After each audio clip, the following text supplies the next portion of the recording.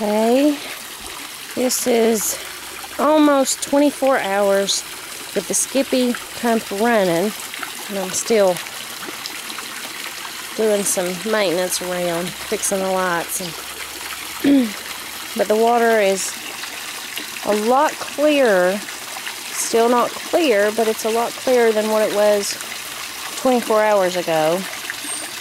You can see the fish a little better.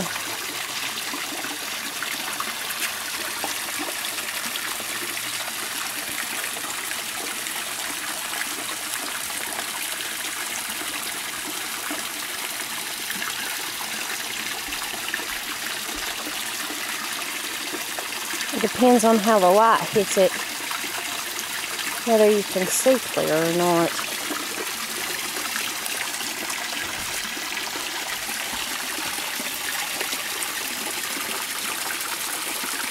It's still green, but it's clearing up